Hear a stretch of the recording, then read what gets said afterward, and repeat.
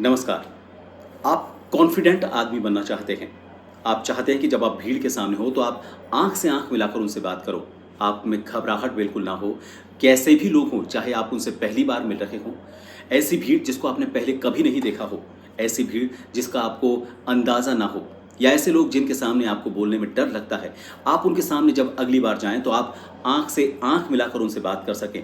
आपका body posture ऐसा हो, आपके बोलने का अंदाज़ ऐसा हो, आपके हाथों की पोज़ीशन ऐसी हो, आपका बॉडी लैंग्वेज ऐसी हो, ताकि सामने वाला आपसे तुरंत प्रभावित हो जाए और वो भौंचक्का रह जाए कि इसने ऐसा क्या किया कि अचानक इसमें इतना ज़्यादा बदलाव आ गया। 5 ऐसी टिप्स मैं आपको बताने वाला हूँ जिनसे आप अपनी बॉडी लैंग्वेज, बोलने के अंदाज़, बात करने का जो कॉन्फिडेंस होता है, वो आप अपने आप में पैदा कर सकें। इन 5 टिप्स को अगर आप ध्यान रखेंगे तो आप अपने आप में एक बड़ा बदलाव महसूस करेंगे और लोग जो आपकी बात को सुनते हैं, पहले और अब में, वो भी फ़र्क महसूस करेंगे और आपको बोलेंगे इस बात को कि आपने वाक़ई कुछ किया है।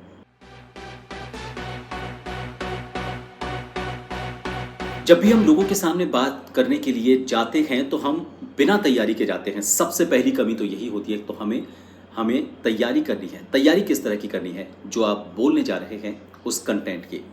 देखिए, जो भी हम बात करते हैं उसके 3 पार्ट होते हैं। शुरुआत का पार्ट जिसे हम इंट्रो कहते हैं, फिर बीच वाला पार्ट बॉडी पार्ट और फिर लास्ट में कंक्लूजन।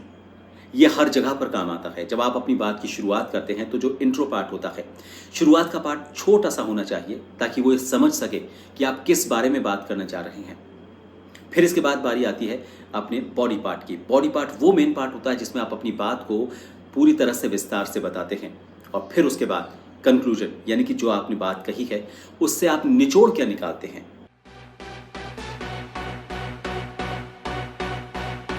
दूसरी टिप, जो भी बात आप करने के लिए जा रहे हैं उसका एक ब्रीफ नोट तैयार करें।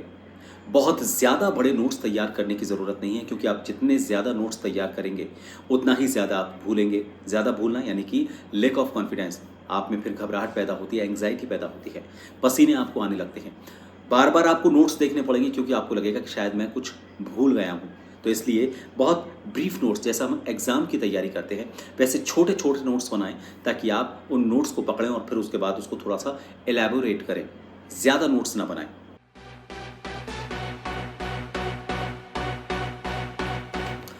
तीसरी खास बात है, आपको देखना कहाँ है। आपने देखा होगा जिनमें आत्मविश्वास की कमी होती है या फिर जो घबरा जाते हैं, जिनके बोलने का अंदाज बिल्कुल कॉन्फिडेंट नहीं होता, वो या तो छत की तरफ देखते हैं, कोनों की तरफ देखते हैं, पंखे की तरफ देखने लगते हैं, फर्श की तरफ देखने लगते हैं, बार बार अपने पेपर की तरफ देखने लगते हैं। आपको इन सभी चीज़ों को अवॉइड करना है और आपको देखना है सीधा दर्शक, श्रोता, जो भी आपके सामने है उसकी आंखों में आंखें डालकर आपको देखना है। इससे उसे ये पता चलेगा कि आप में कॉन्फिडेंस है। आपको भी अपने आप में आत्मविश्वास आएगा कि आप लोगों से आंख मिलाकर बात कर पा रहे हैं। तो आपको सबसे पहले तो उन चीज़ों को अवॉइड करना है जो आपको डिस्ट्रैक्ट करती हैं। यानी कि आपको छत की तरफ नहीं देखना, बीच बीच में कोने को नहीं देखना, लोगों के कपड़ों की तरफ नहीं देखना, आपको फर्श की तरफ नहीं देखना, पंखे की तरफ, लाइट्स की तरफ नहीं देखना। आपको सीधा देखना है सामने वाले बैठे व्यक्ति की आंखों में। इसमें एक और ख़ास बात, आपको एक ही व्यक्ति की आंखों में नहीं देखना है। जितने भी लोग बैठे हैं, आप एक व्यक्ति को 3 से 5 सेकंड का समय दें और उसके बाद अपने लुक को चेंज करें। इससे ये होगा कि जितने भी लोग आपके सामने बैठे हैं उन सभी से आपका आई कॉन्टैक्ट होगा। किसी भी व्यक्ति को ये नहीं लगेगा कि आप किसी एक व्यक्ति की तरफ या एक ही ग्रुप की तरफ आप देख रहे हैं, उसी से आप बात कर रहे हैं।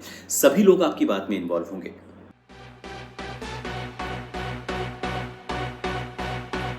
चौथी खास बात, चौथी टिप ये है कि आपको अपनी आवाज़ का जो लेवल है और जो वॉल्यूम है, जो पिच है, वो आपको बहुत ज़्यादा लो भी नहीं रखना और बहुत ज़्यादा हाई भी नहीं रखना।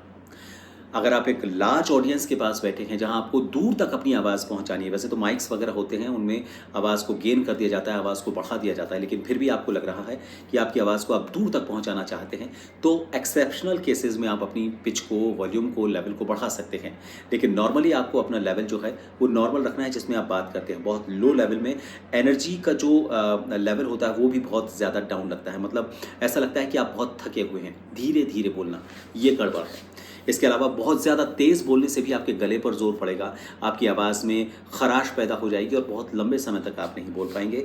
और फिर ये लोगों को लगता है कि आप बहुत ज़्यादा ओवर एक्साइटमेंट में आप अपनी बात कह रहे हैं और ओवर एक्साइटमेंट आपकी ये कहते हैं कि हम ओवर एक्साइटमेंट तब दिखाते हैं जब हमें लगता है कि हम किसी चीज़ में कम हैं। हम हमारा ध्यान भटकाते हैं उस ओवर एक्साइटमेंट के ज़रिए, ताकि लोगों को ये पता चले कि मैं पूरी ऊर्जा के साथ हूँ, मैं पूरी एनर्जी के साथ हूँ, लेकिन ऐसा नहीं होता।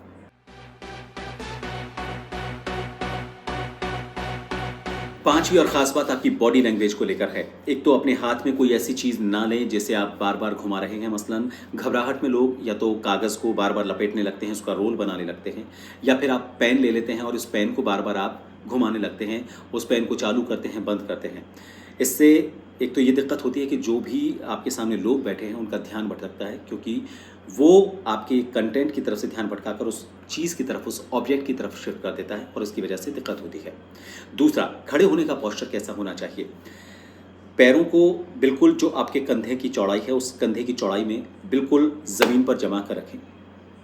कंधों को ना यूँ उठा कर रखें, ना यूँ डाउन रखें, हल्का सा पीछे चेस्ट बाहर की तरफ निकाल कर हल्का सा कंधे पीछे।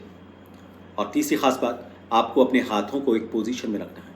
पोजीशन में रखते हुए आपको इनको इस्तेमाल करना है। आपने देखा होगा जब ये पूरा वीडियो मैंने बनाया, इन हाथों को अलग अलग तरीके से इस्तेमाल किया है। इसके अलावा मान लीजिए प्लेटफॉर्म बड़ा है तो आप स्टेज को कवर कर सकते हैं। इससे आप ये होगा कि आप इधर बैठे हुए लोगों से भी आप कांटेक्ट कर पाएंगे, इधर बैठे हुए लोगों तक भी आप पहुंचेंगे तो उनको लगेगा कि आप उनसे कनेक्ट कर रहे हैं। दूसरा, आपने स्टेज कवर किया और बहुत ज़्यादा देर तक आपको घूमना फिरना नहीं है। हल्की सी 2 कदमों की चहलकदमी करनी है और फिर उस जगह पर जाकर आपको स्टे करना है। स्टे करने का मैंने आपको तरीका बताया। पैरों को जमा कर रखना है, बहुत ज़्यादा चौड़े पैर नहीं रखने हैं, बहुत ज़्यादा नज़दीक आपको पैर नहीं रखने हैं। कंधे की चौड़ाई के बराबर आपको नीचे पैरों को स्पेस देना है। और फिर उसके बाद अपनी बात को कहने के लिए आप अपने हाथों की अलग पोजीशन रख सकते हैं। इस तरह से रख सकते हैं, इस तरह से रख सकते हैं, लेकिन आप मुट्ठी ना बांधें। मुट्ठी बांधने से ये होगा कि आपके जो, या फिर ये कहें कि हम इनको बहुत ज़्यादा लॉक ना करें, वरना इनको इस्तेमाल करने में आपको दिक्कत होती है। तो कोशिश करें कि आप इस तरह से हाथों को थोड़ा सा खुला रखें। और इसके अलावा फिर आप इनके पोस्चर को बदलते हुए, अपने हाथों के एक्सप्रेशंस को इस्तेमाल करते हुए, बॉडी लैंग्वेज का पार्ट इनको बनाते हुए अपनी बात को कह सकते हैं।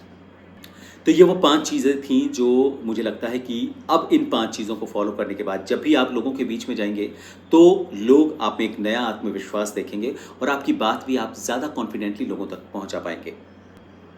ये वीडियो अगर आपको पसंद आया है तो उसे लाइक करें, शेयर करें, सब्सक्राइब करें। सब्सक्राइब करने के बाद उसके आगे जो बेल आइकन है उसे हिट कर दें, ताकि जब भी मैं कोई नया वीडियो बनाऊं तो आप तक नोटिफिकेशन अपने आप पहुंच जाए।